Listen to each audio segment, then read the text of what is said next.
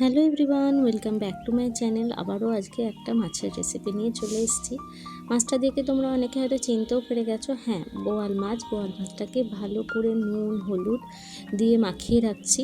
দরকার পড়লে তোমরা এর মধ্যে একটু তেল বা শুকনো লঙ্কার গুঁড়োও দিতে পারো।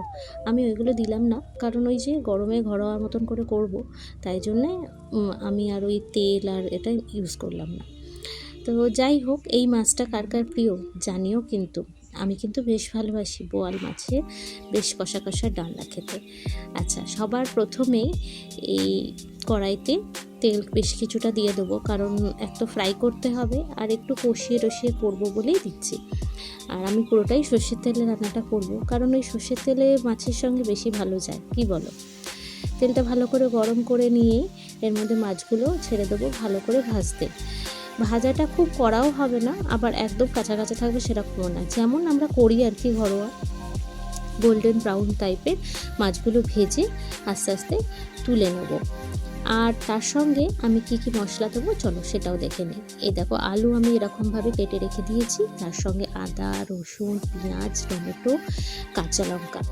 শুকনো লঙ্কার পরিমাণটা খুবই কম দেবো বলে কাঁচা লঙ্কাটা 3-4টে দিয়েছি, কারণ একটু ঝাল ঝাল না হলে তো এই বোয়াল মাছটা ভাল লাগবে না খেতে, তাই। এদিকে এই টমেটো দিয়ে দিলাম, আর এদিকে এই মশলাগুলো বেটে নেব। আর এখানে আমি আলুটা ভাজতে শুরু করে দিয়েছি। আলুটা বেশ লালচে মতন করে ভেজে নেব, কারণ ওই যে ভাজা আলুর একটা আলাদা টেস্টই থাকে, তাই না? এই যে দেখো, এখানে মাছগুলো ভেজে তুলে রেখেছি, আলুগুলো এই দেখো ভাজা হয়ে গেছে, তুলে রাখলাম। এবার যে মাছটা এই পেঁয়াজটা রেখেছিলাম কেটে, মাঝারি সাইজের একটা বড় সাইজের একটা পেঁয়াজ নিয়েছিলাম, মাঝারি সাইজের হলে দুটো আর বড় হলে একটা। তো এই পেঁয়াজটা এখন বড় বড় মানে রাফলি চপ করে নেওয়াই, কারণ এটা ভালো করে কষাতে কষাতে এমনিই এটা মিশে যাবে, তাই জন্য খুব যে ইয়ে করে কেটেছি তা না। আর এখানে নুন দিয়ে নিলাম পরিমাণ মতো, আর পেঁয়াজটা এখানে নরম হওয়ার জন্যে আমি নুনটা আগেই দিয়ে দিলাম। পেঁয়াজের রঙটা একটু চেঞ্জ হতে হতেই আমি বাকি মশলাগুলো দিতে শুরু করব। পেঁয়াজটা নরম হওয়ার জন্যেই নুনটা যেহেতু দিয়ে দিয়েছি, তাই পেঁয়াজটা নরম হতে বেশিক্ষণ লাগেনি। আর এখানে দিয়ে দিচ্ছি বেটে রাখা ওই মশলাটা, আদা রসুন টমেটো কাঁচা লঙ্কা। এবার কষাতে থাকবো গ্যাসটার ফ্লেমটা একদম কম করে দিয়ে, কারণ দেখতেই পেলে আমি যে খুব বেশি তেলটা আর দিয়েছি তা নয়। এই যে নুন, এরপরে দিয়ে দিচ্ছি হলুদ, শুকনো লঙ্কার গুঁড়ো আর আদা জিরের গুঁড়ো, এই ভুল বললাম, জিরে আর ধনে গুঁড়ো, যেটা আমার বাড়িতে বানানো থাকে সেটাই। তো যাই হোক, সেটাই ভালো করে কষিয়ে নিয়ে আমি এবার লঙ্কার গুঁড়োটাও দেখতে পেলে খুব যে বেশি দিয়েছি তা নয়, ভালো করে নাড়িয়ে চাড়িয়ে নিয়ে একটুখানির জন্য ঢেকে দেবো।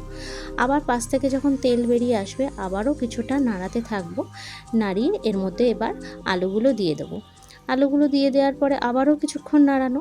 এই মানে যত তুমি ভালো করে রান্না কষাবে ততই তো মাছ বা মাংস যেখানেই যা রান্না করি আমরা সবজিপাতি সবের টেস্ট বাড়ে, সেটা তোমরা সকলেই জানো। আচ্ছা, তোমরা শোল মাছের বাড়িতে কিরম কি বানাও বা কোন রেসিপিটা তোমাদের জন্য খুব ভালো লাগে সেটাও জানিও তো। তোমরাও কি আমার মতন এরমভাবে শোল মাছের ডালনা খেতে পছন্দ করো? এই দেখো, এবার আমার কষানো হয়ে গেছে। এবার আমি এর মধ্যে একটু উষ্ণ গরম জল দিয়ে দিলাম। এবার ভালো করে একটু এটা ফুটতে দেবো কিছুক্ষণের জন্য। যেই ফুটে উঠবে তখন আমি এর মধ্যে মাছগুলো দিয়ে দেবো।